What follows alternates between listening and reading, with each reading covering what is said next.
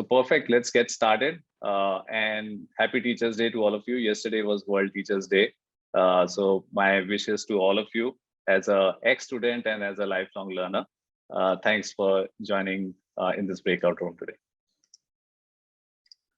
So this session, we're focusing more on the learning outcomes, and within the learning outcomes, more on the employability part. And what we want to focus is some of the employability related outcomes that universities are focusing on, and also present our point of view of what we are seeing around the world. And why it is becoming important now is because of the changes that we are seeing around us. We've been talking about COVID for last 18 months or so, but I think a lot of changes started to happen even before that. And if you see towards your right, there are many alarming data points that you see on the right. So there are reports from World Economic Forum that talk about the job displacement by 2025. And we don't have to read the reports, right? We can see in our lives as well. 4 or 5 years ago, if you called up a call center or contact center of a bank, you could actually speak to a person. But right now, you interact with a chatbot, or you look at some of the answers on the chat, or you interact using an IVR, but you don't interact much with a real person. The other thing that we're seeing is because of these changes, the core skills that are required are also changing, because the nature of work has completely changed, and that you can see right from the retail sectors to banking and even teaching, right? Now teachers need to be digitally aware, digitally savvy, because the mode of teaching has also changed a lot over the last 18 months. The other thing which is also happening both in the education world as well as the job world is that people have started to work remotely. There are a few of my colleagues in this breakout room. We haven't met in person in last 2 years. Some of them I've never met at all. So it's always been on Zoom. And that also requires different skills for each one of us to acquire, because none of us have kind of grown up in an environment where you don't meet people in real. And this is accelerating at a very fast pace, because the job world is also embracing digital technologies and digitalization in a big way. And because of that, what's happening is there's an increasing mismatch between what is being taught in the campus and what is being sought in the job world. And there's a lot of examples that we see when we talk to the companies, because we also work very closely with the corporates, is that the companies are now focusing on the skills and not just degrees, because the skills that are needed to complete a task or to be a professional is very different from the skills that are being taught in the colleges and campuses. So the companies are focusing more on skills and not just the degrees. And there are examples of Apple and Netflix and Google and other companies which are not looking at degrees when they hire. And this is becoming more important because the digital skills are the skills which are needed for the new jobs that are being created. Again, if you look at the World Economic Forum report and the data points on the left side of your screen, says that the top jobs that are seeing increase in demand are all digital jobs. And these were the jobs that were not there 4 or 5 years ago. And that's why you won't find a lot of talent outside. And it is important for the students of today to start building these skills, because as they pass out and as they get ready for the job world, these are the roles that will see the maximum demand. And if you focus purely on the data related jobs, which is the data on your right of the screen, which comes from a report in Microsoft, it says that the number of digital jobs that will increase from this year to 2025 is almost 4x. So this year, about 51 million jobs will be digital or data related jobs. And then in 2025, it will be 190 million jobs. So it's increase of almost 150 million jobs in next 4 years. And that's a massive opportunity for our students to kind of get prepared for the jobs that are coming for them by the time they pass out.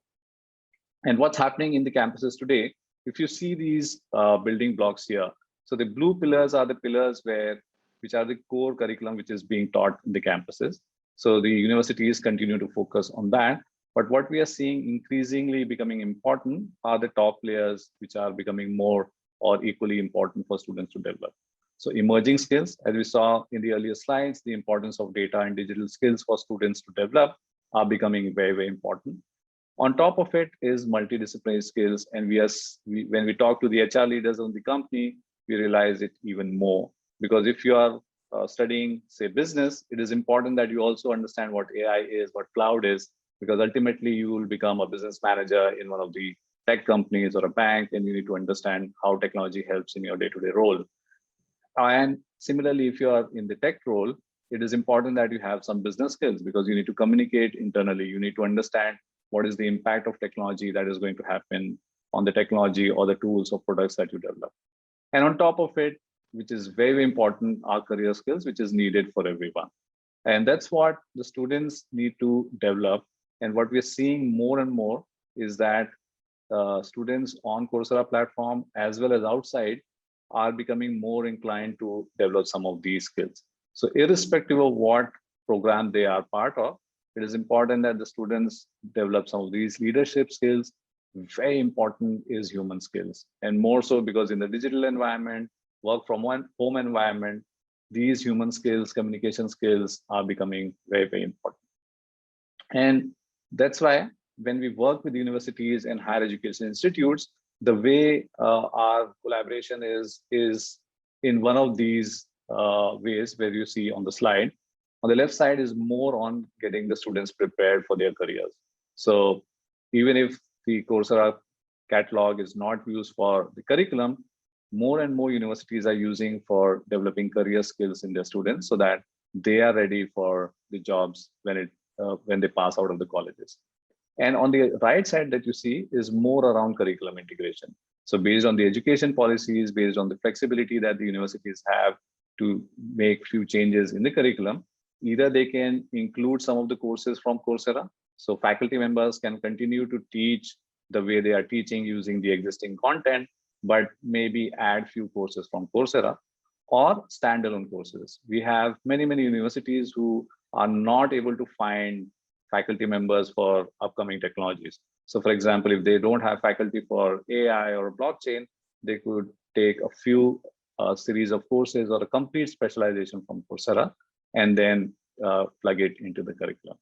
Just quickly, an example of this. So what you see on the left is the faculty is teaching the existing curriculum as is in class. But if they want to have AI as a specialization, what you see on the right side, which is the blue bar, is the emerging skills content coming directly from Coursera. So introduction to AI from IBM or major AI applications from Google. And you can just plug in with the existing curriculum without making any changes the way you teach in campuses. The other way to also do it is to make or plug in few courses in the curriculum itself. So for example, here you would see some of the courses on the left side have been replaced by some of the courses from Coursera.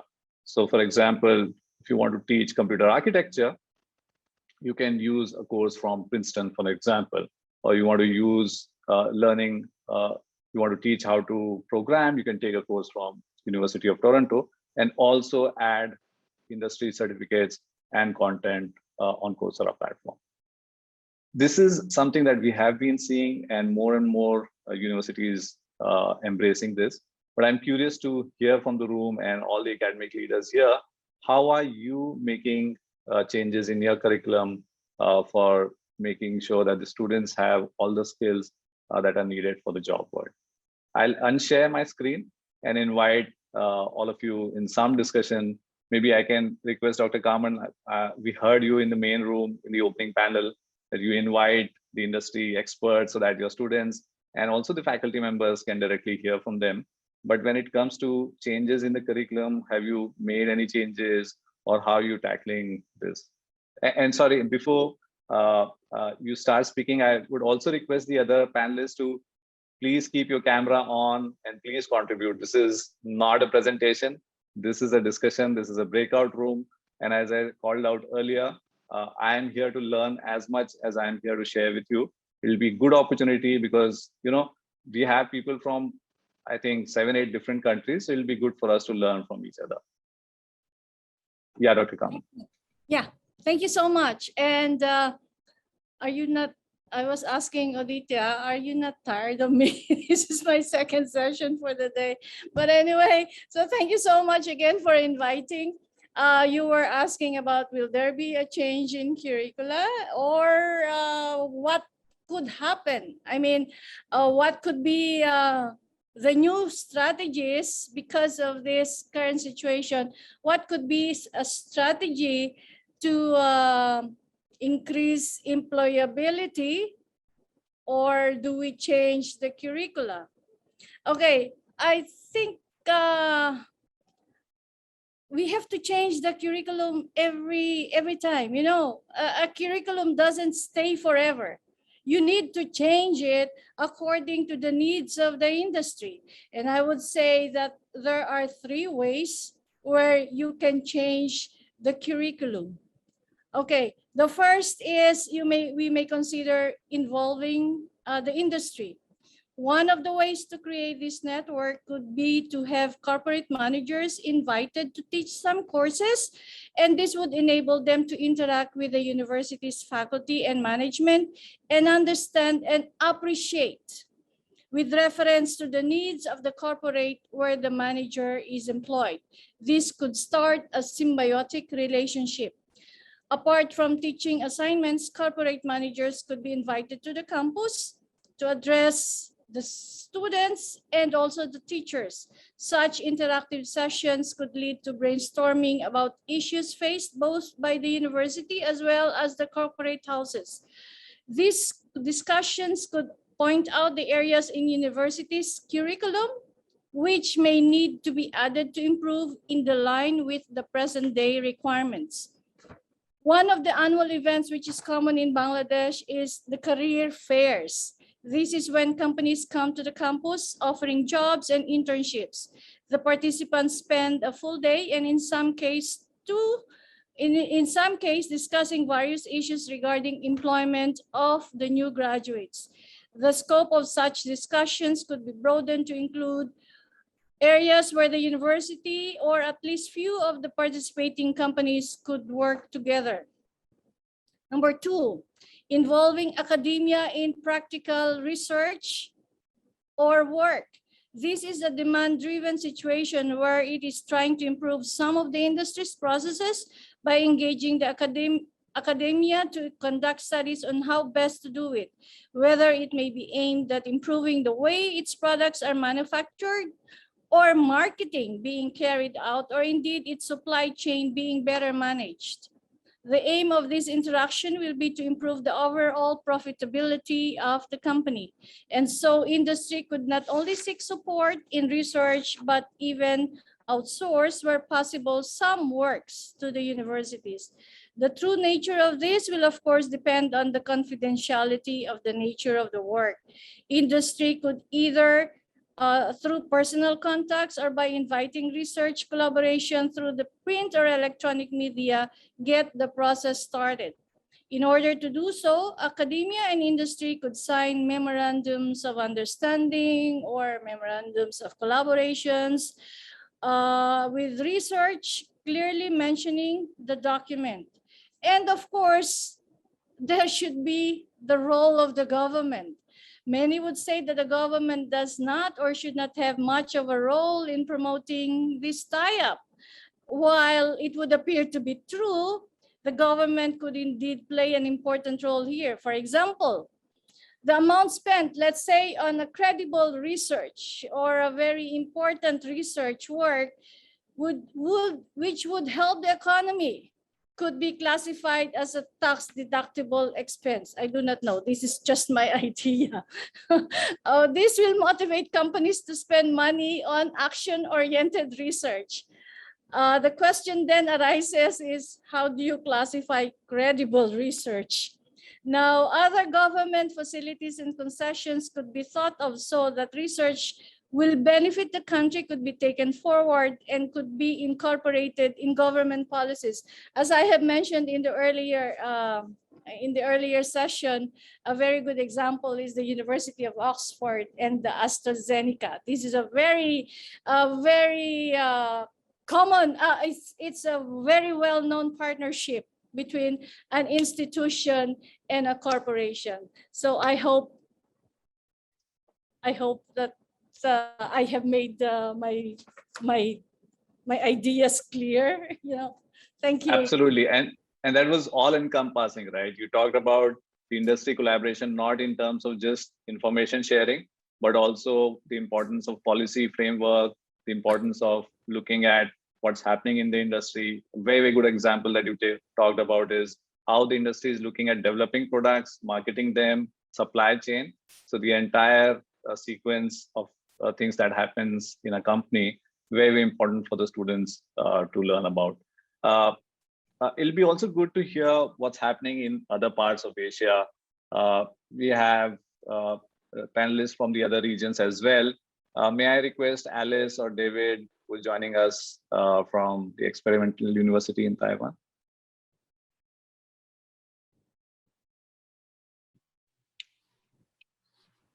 Oops. Hi, hello. Hi. Hey, hi, Oh, hi, sorry. David. Hi, Alice. Share first. Hi. Sorry, wasn't expecting to talk today, but thank you for having us on and welcoming to this event. Just wanted to introduce, we are talking from Taipei, Taiwan, and our association, our nonprofit organization, is the middle of establishing Taiwan's first accredited experimental university, which is mainly focused on self-determined learning as well as digital learning. Especially given of course, the outbreak of COVID, we are turning a lot to digital methods and online methods to prepare students for the future. I'm not sure, as far as Taiwan is concerned, our education system is in dire need of some revisions, adjustments to the future, because most of it is very based on rote memorization and test taking. And of course, given the changes in the future and due to spurred by technology, we think that our students really need to start thinking interdisciplinary, thinking about how to connect the dots and learning a lot of different skills and a lot of different knowledge, and to be able to piece that together on their own, rather than just having professors tell them what to learn, what to memorize for the purposes of test taking. We are have already submitted our proposal to the Ministry of Education at the end of July, and we should actually have an answer, and we're looking very optimistically. We should have a great answer, positive answer, before the end of this year. We are currently in the process, of course, of looking for partners, because we do see this as a great way to spur internationalization in Taiwan and connecting with the rest of the world and sharing a lot of resources. Taiwan definitely has a lot of wonderful talents in technology, in the technological industry here. And we have a lot of experiences to share. One of the things that we are also trying to overcome is also language barriers. We are trying to also improve the ultimate level of English ability here, so that the bulk of the Taiwan industry and local populace can better communicate and share ideas, share knowledge with the rest of the world. So just I don't want to take up too much time, but as a really quick short introduction about where we are at now.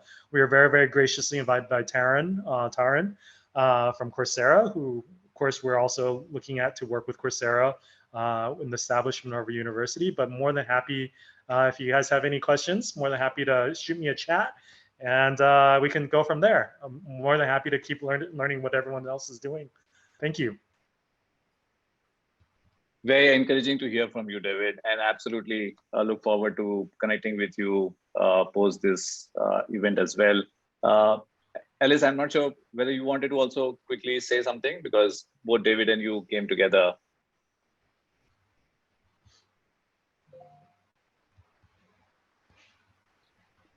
Thank you. Yeah, thank you so much for having me today. So we do see this something change right now, but our existing education system haven't seen the changes coming. So we are happy to be prepared to be the first experimental university here in Taiwan, because that opens up a lot of possibilities to show the current education system. So we can do this by using technology, using a lot of digital tools to make it happen. And I think that would definitely benefits our education system, but not only in Taiwan, but all over the world, to see this can really happen, and we can have a digital university and overcome a lot of different barriers, language barriers, and also just like Dr. Carmen also shared in the last session and mentioned about we can invite professional talents from all over the world. So that's something really amazing. That's something we cannot do in the past. So yeah, really happy to be here today, and thank you, Karen, for inviting David and I to be here. And happy to chat, happy to share more thoughts with you. Thank you so much. Thank you, Alice and David. And Alice and David talked about digital learning, digital university in a sense, but how you making changes if you have a university which has been there for many, many years. Dr. Ganbat, you're joining us from Mongolia. So we heard Dr. Carmen talking about Bangladesh.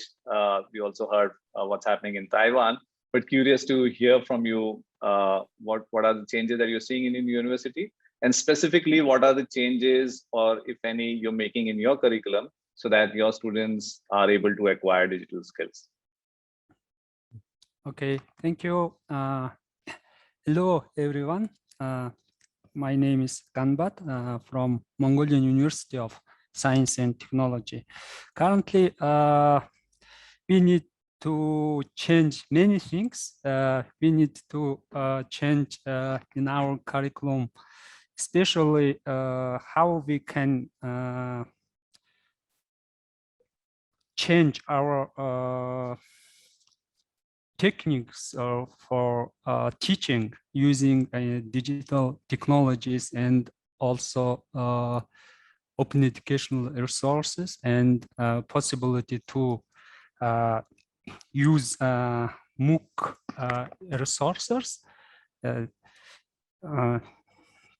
And actually, it is very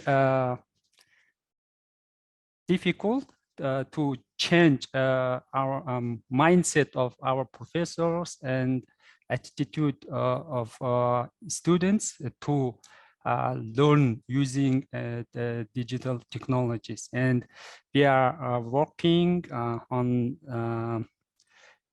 these issues, how to overcome this kind of the issues. And yeah, and also I'm fully agree with other panelists' ideas and opinions, how to we connect our curriculum to the requirement and demand of the industries and companies. And also we need to work on this. We need to change many things. Absolutely. And thank you, Dr. Ganpat. And one of the things that you said is we touched upon the curriculum, and you talked about changing many things. And one of the pillars of an educational institute are the faculty members. We saw them going through tremendous stress last year because of the COVID. Not all of them were prepared to teach online. That brings me to the second part of this discussion today, is how do we prepare the faculty members and the students to come up with the learning outcomes that are intended. And we've seen in the first part that digital skills are becoming more and more important. And we've seen multiple reports, and some of the other roles that you see on your left of screen are the skills that are becoming more and more important. But there's an equal challenge as well that you see on the right side.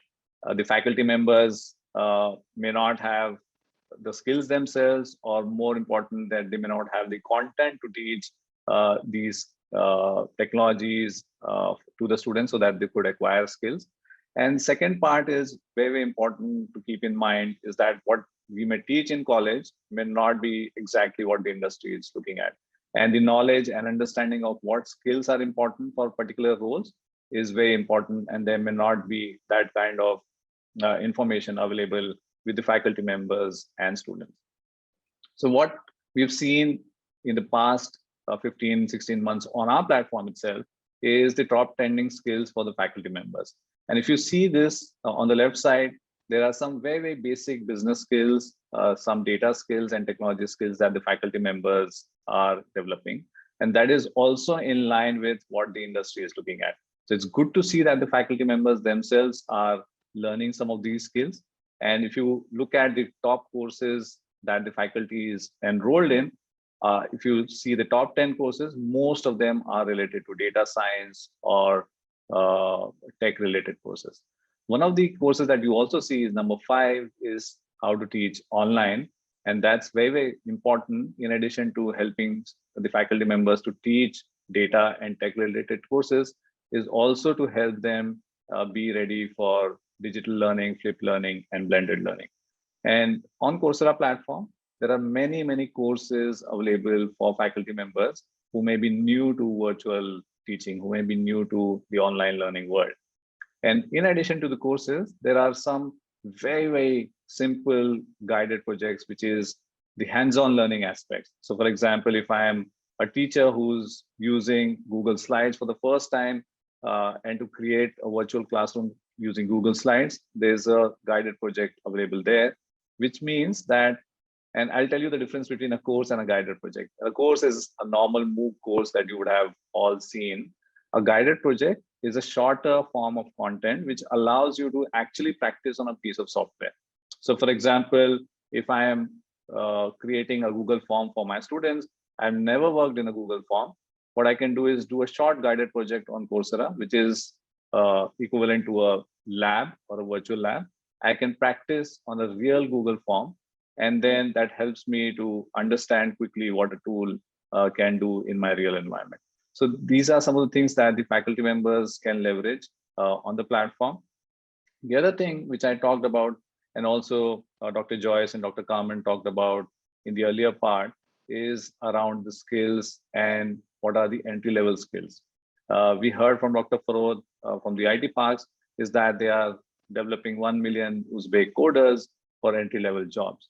There are more entry-level jobs which we are seeing more and more demand in. If you see to the left side, there are these few entry-level jobs that are in demand these days. And the good part is to develop these skills for these jobs, you need on an average about 50 hours of learning. So we've seen some of the people who got these jobs and what are the kind of skills that they develop and what is the time it required for them to develop those skills. So for example, if I want to become a web developer or computer support specialist, I could do a course or a specialization on Coursera, maybe take about 40 to 60 hours of learning over a period of time and can be ready for that particular role. And on the right side, to support those kind of learning, there are professional certificates available from the top tech companies.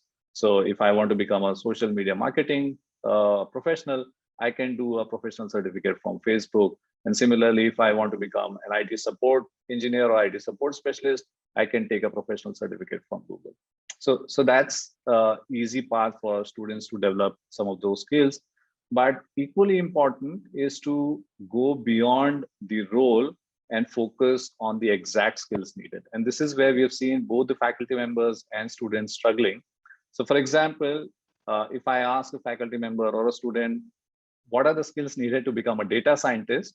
They may just think of a family of data science, but now not exactly what are the skills needed for becoming a data scientist. So what we've developed on Coursera platform is skill sets, which allows you to have understanding of what skills are needed for that role, what is the proficiency level of skills needed for that role, and to acquire those skills, what is a series of courses that you need to take. So it takes away the entire guesswork from the faculty or a student to look at what are the skills needed, what are the courses that I need to do.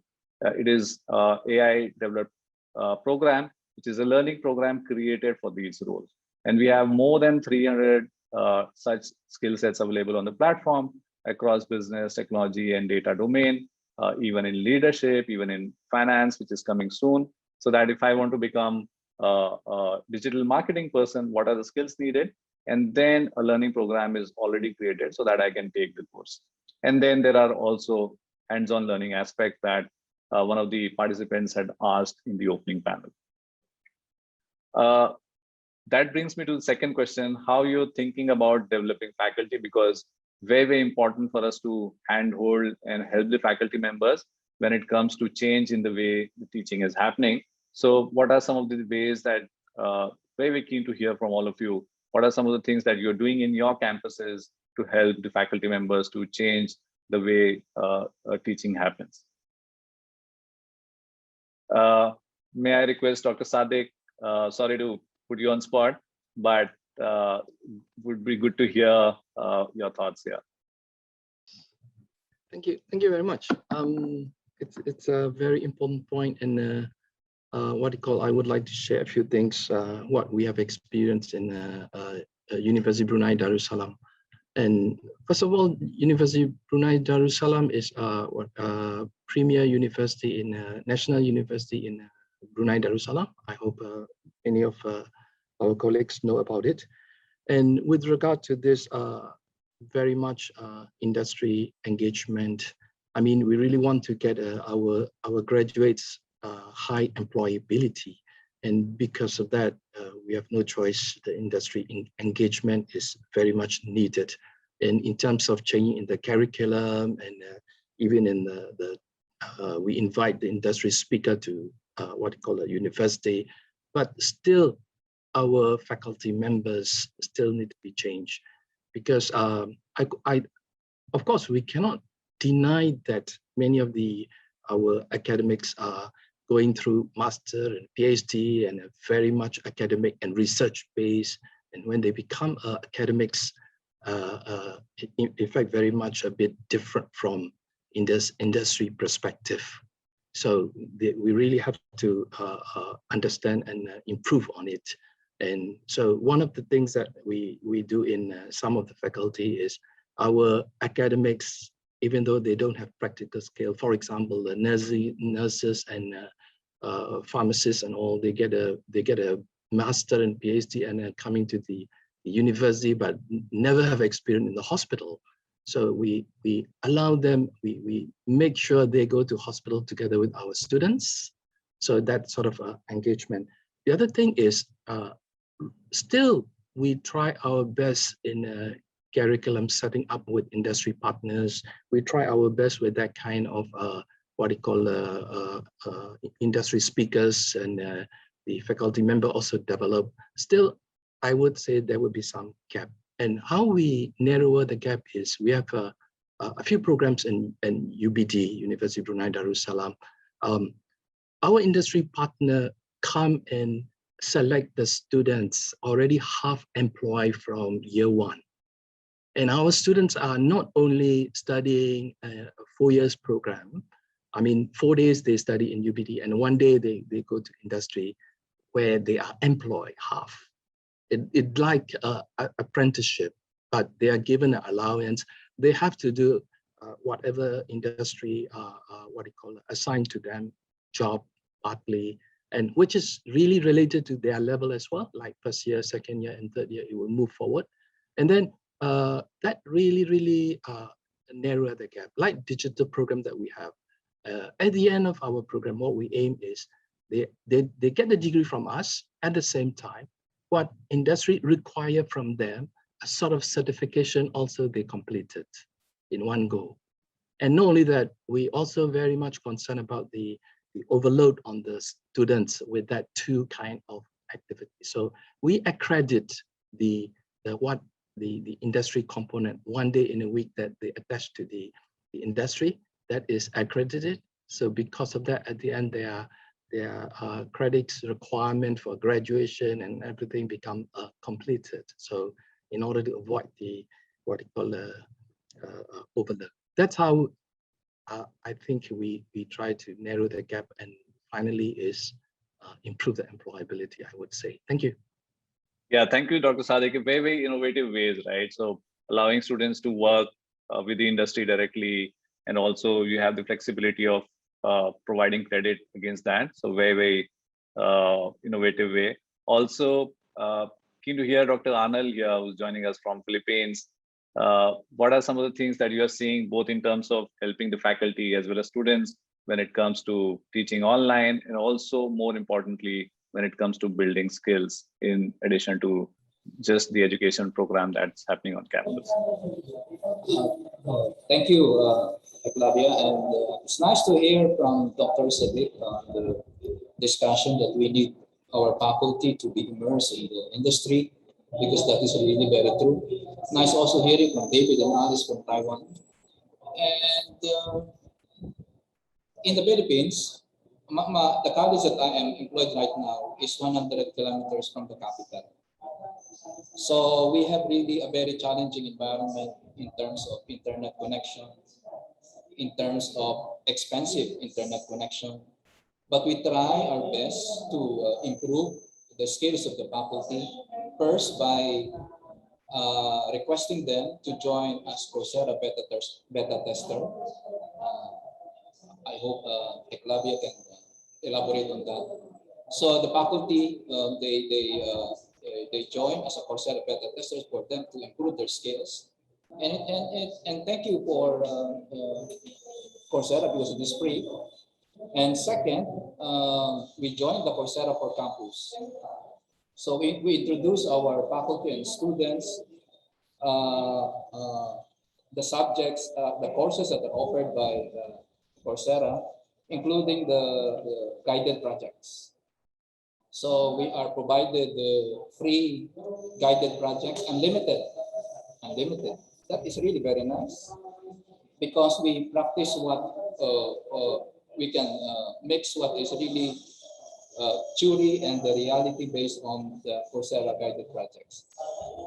And in terms of the students, we include some Coursera courses in their subjects, like for example, in finance, we requested them to enroll in financial management offered by University of California in Davis. And although not all are inclined to join, because in the Philippines, the cost is really a factor. It is very expensive on the part of the students because it is in dollars. But those who are willing, they really find it more meaningful. And when they graduated, it is really some kind of an advantage because they can, in comparison with the others, those who have Coursera certificates are really given more opportunity. Okay, that's all. Thank you, Eclavia, and thank you for the chance. Thank you, Dr. Anil, and glad that we could support your students, and thanks for making that point around guided projects, because it's very, very important for students to have hands-on learning experience, especially if they're building digital skills. Also, we've heard from the university and academic leaders from the universities where students have been coming to campus, but we also have Dr. Ajit, who's joining us from Open University of Sri Lanka, which is very different because it's a distance learning and open university. Dr. Ajit, what are some of the changes that you're seeing? And more importantly, when it comes to skill building, because that's very, very important for the students of Open University, because they might be working professionals and they're coming to you to build more skills to get some enhancements in their career. Yeah, we find the access to Coursera has really brought in, major attitude changes in our students, because Open University is a distance learning mode institution. So our interaction with the students is mainly via technology, and in that sense, having access to Coursera even at the basic level, many students have found it to be very useful. The structure, the organization, and access to this material. We found it to bring in a kind of a mindset change in many of the students. We still are having problem, getting some students to appreciate what these kind of platforms bring, but many students have realized the value of it.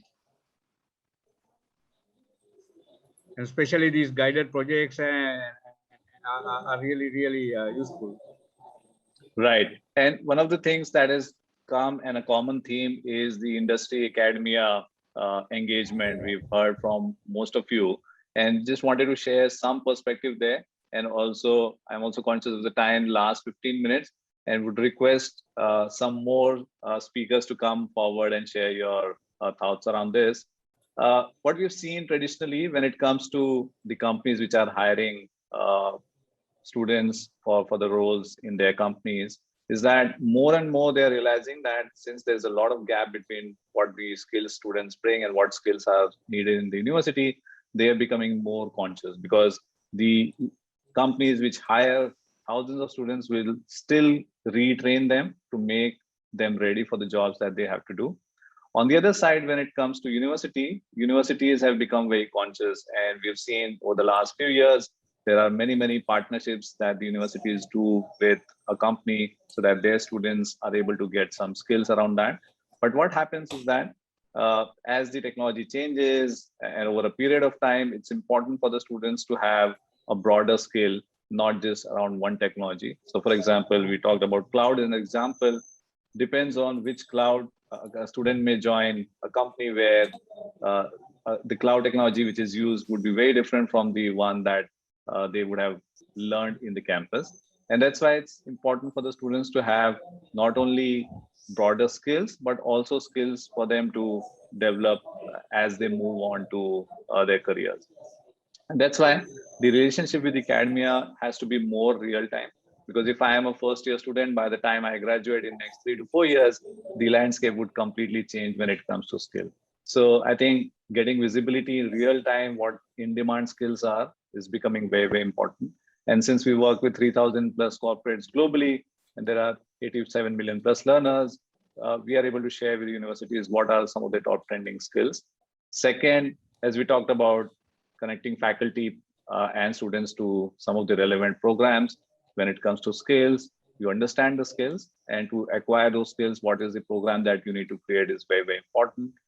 We also talked about the broader range of electives for students, right? So a lot of HR leaders are talking about T type of skilling. So you go deep in one particular domain, but you also have a broader skill so that you're not just limited to just one, your department, but when you work in a very large collaborative environment, you need to have different skills.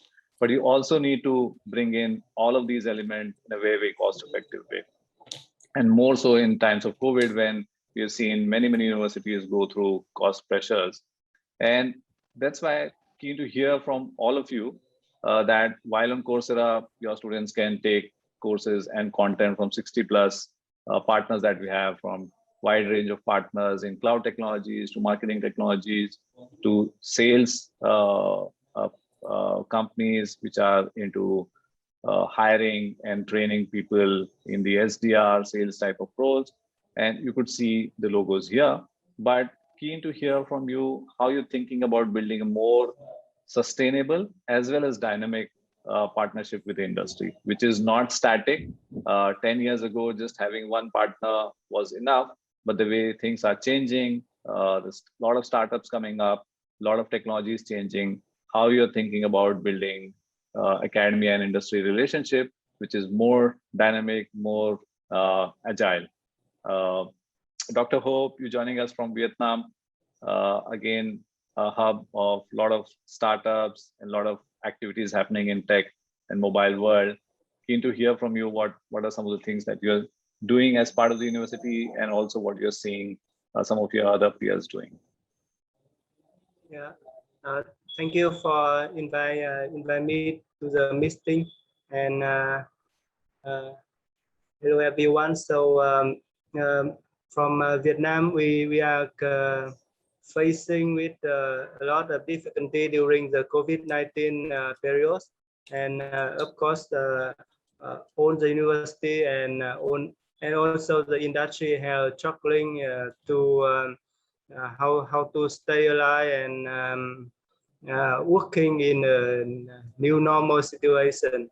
But actually, we try our best to provide different skill, different technology for students, also for faculty, and both faculty and student need more and more new skill for online learning, for especially in the when we are very struggling with how to teach the technology skill, like normally students need to come to the laboratory for do an experiment. Now they cannot go to the lab how we deal with that.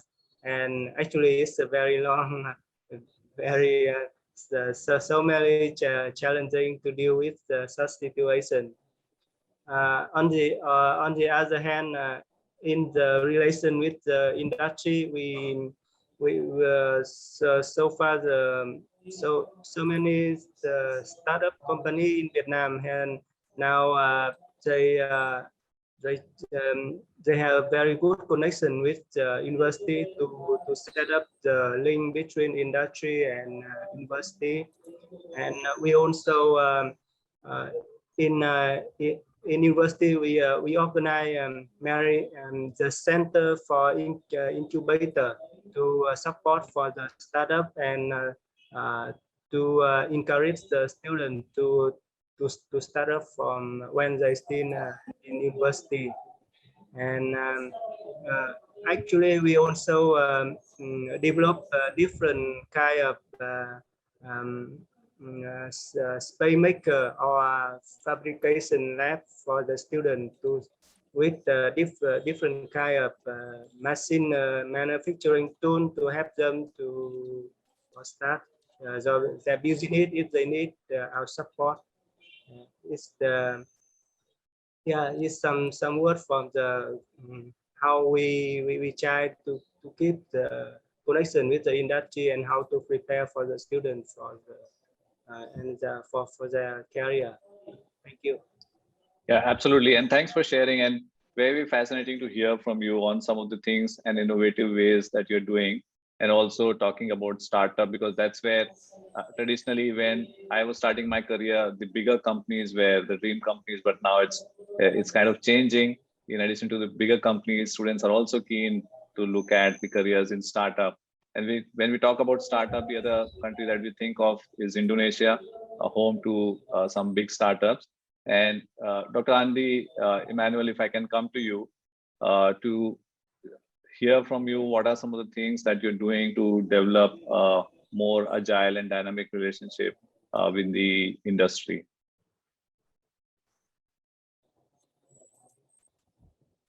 Dr. Andy Emmanuel, if you're online.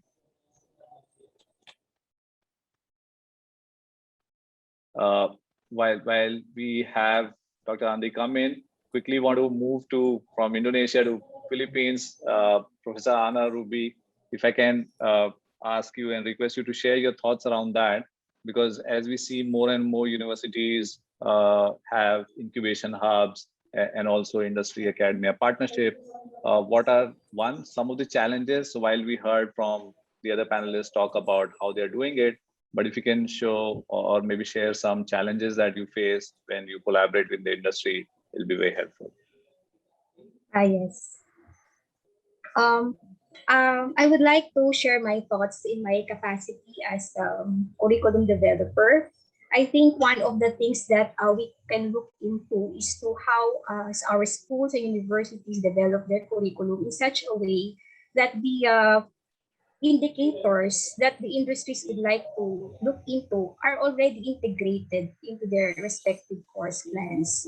So instead of the usual design, probably our industry partners could be interviewed or have a focus group discussion with them to tell us what are these specific skills that you would want our graduates to produce.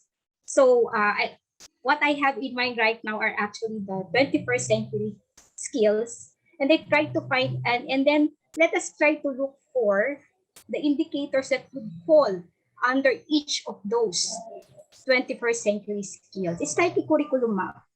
21st century skills versus the industry skills.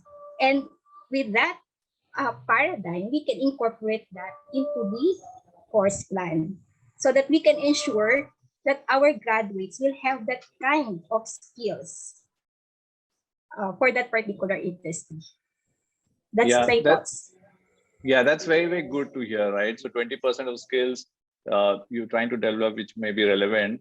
And while you were saying this, I also see Dr. Emmanuel join us, and I can see him on the video.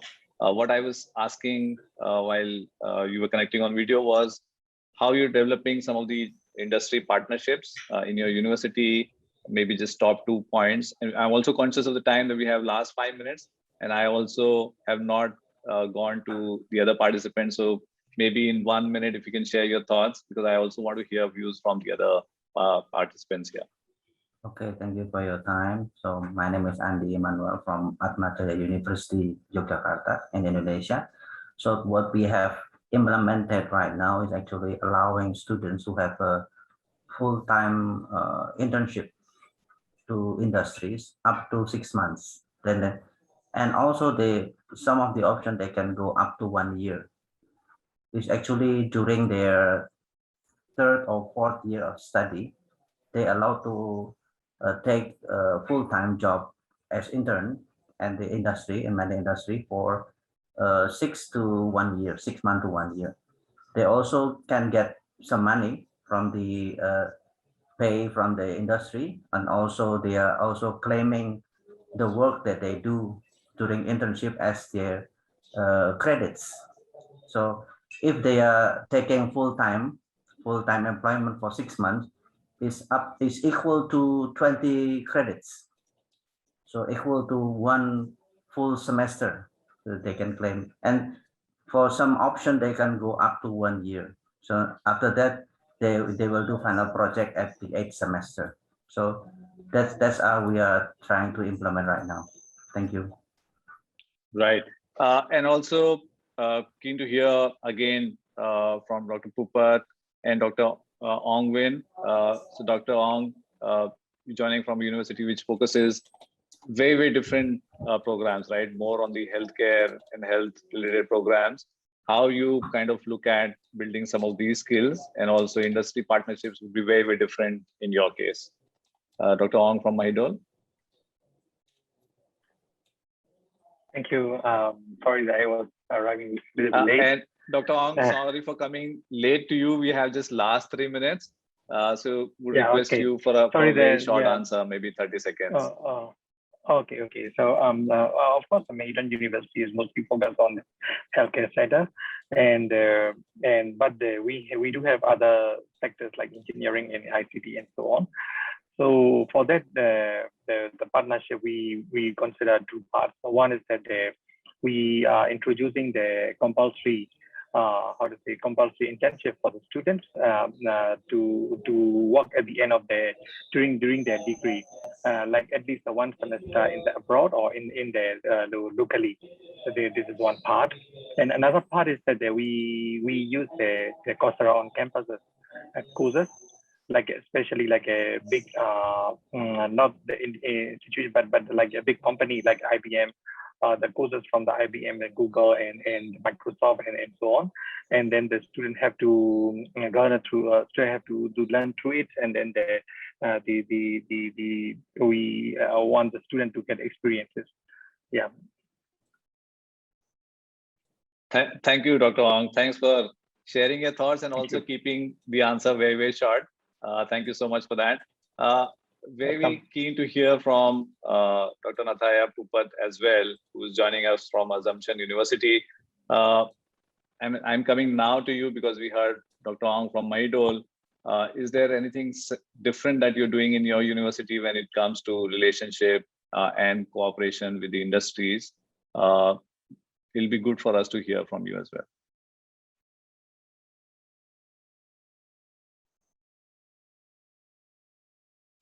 So while maybe Dr. Pupat may join, but Dr. Sadiq, coming to you, and also mindful of the time, maybe 30 seconds to you because you had lots to share. So just keen to hear.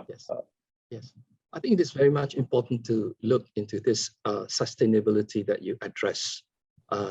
Industry always asks, whenever we try to do working together, they will ask you, what is it for them? So normally it is not just about our product graduates and they employed it. We also work together with them for solution for them. That's research. So we work together for what's the problem they have, what solution, and then we provide the solution, that kind of thing. And that is really make a more deeper collaboration. Not only that, even we have a 2 intellectual property together with industry and commercialize it together. So these are the things that, and the third one that we do is corporate social responsibility. Our universities are also very much doing community outreach and all these things. They do as well. So we identify the mutual interest area and we work together for that community outreach. So again, these all things really create very much well engaged with university and industry, and that will be very much sustainable, I would say. Thank you. Absolutely. You talked about sustainability, and also, when we talk about skills, we forget that it is the humans, they are the citizens, they are part of the society. So in addition to making sure that they acquire very relevant skills that are important in the professional world, it is also important that we teach them some human skills, which make them better citizens and are able to contribute to their society and economy in a much better way. We're right on time. And as I said in my opening comment, is that I look forward to learning a lot from you. And it was absolutely fascinating to hear all your thoughts.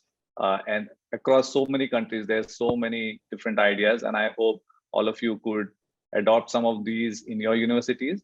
And as a promise, we also look forward to connecting with you one-on-one so that we can also share a lot more in terms of how we can collaborate with all your universities. Thank you so much for joining this session.